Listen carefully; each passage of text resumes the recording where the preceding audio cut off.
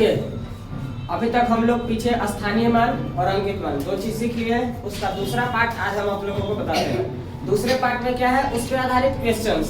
जिस तरह से हमने कुछ क्वेश्चंस उस पीछे क्लास में बताया था कि मान लीजिए एक क्वेश्चन अपने से जनरेट कर देते हैं। मान लीजिए कि 4 5 9 4 5 9 6 ये संख्या दिया गया है और इन संख्याओं में से 5 का हमसे पूछा गया है कि मैं 5 का स्थानीय मान 5 का स्थानीय मान क्या होगा।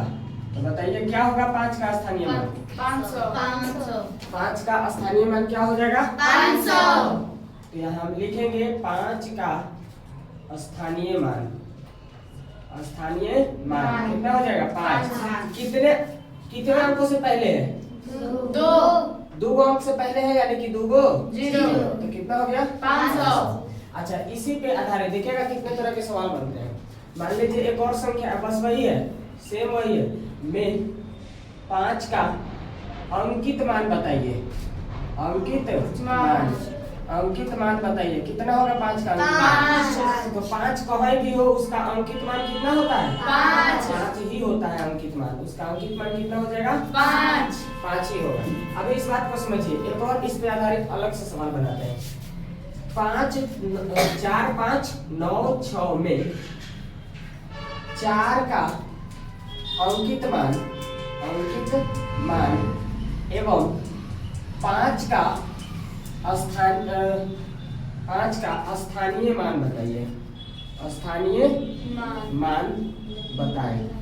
अब देखिए सवाल इसमें क्या है, 4 5 9 6 4 का क्या चाहिए? अंकित मान। तो 4 का अंकित मान कितना हो जाएगा? 4।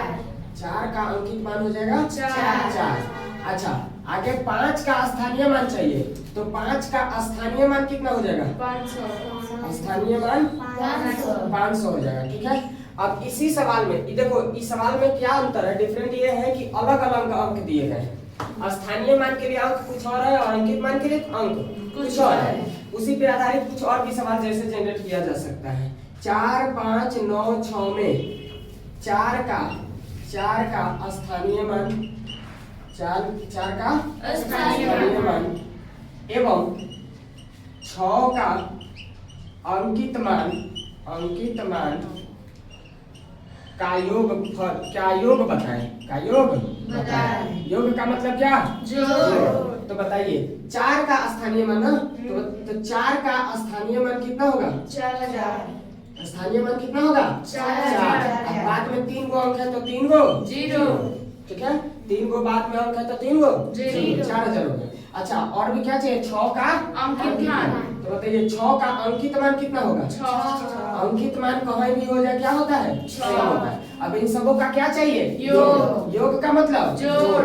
तो जोड़ देंगे तो 6 0 0 और 4, ये हो गया हमारा जोड़।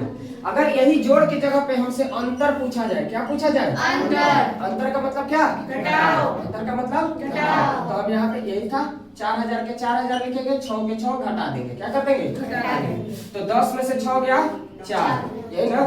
फिर उसके बाद 9 बच गया, 9 हो गया और शेष 3, यही हो गया हमारा अंतर। अगर मान लीजिए अंतर ना कह के गुणज पूछ दे, क्या पूछ दे? गुणज। मतलब गुणा कितना होगा, गुणनफल कितना होगा।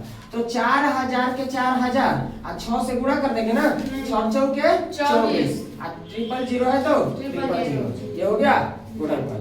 इस तरह से अलग अलग तरह के सवाल भी आपसे पूछे जा सकते हैं। अंक सेम रहेगा, उसमें से 4 का कुछ और 5 का कुछ और। अलग अलग भी और क्या बताया जा सकता है, देखिए नेक्स्ट पार्ट कैसे सवाल बनाया जा सकता है। 5 9 2 8 में 5 का स्थानीय मान, 5 का स्थानीय मान कॉमा 4 5 6 3 में 6 का स्थानीय मान का योग बताएं। का योग बताएं। आप खुद से देखिए, इसमें 5 का स्थानीय मान पूछा है, तो 5 9 2 8 में 5 का स्थानीय मान क्या है? 5 का स्थानीय मान क्या होगा बताइए? 5000।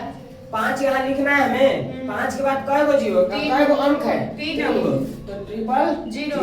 ये ट्रिपल जीरो पे। अब 6 का स्थानीय मान इस अंक में आप पूछ रहा है, नॉट इसमें, इसके लिए अलग से दे दिया ना संख्या, तो इसके लिए 6 का किसमें 4 5 6 3 में 6 का स्थानीय मान। सेम टू सेम है स्थानीय मान।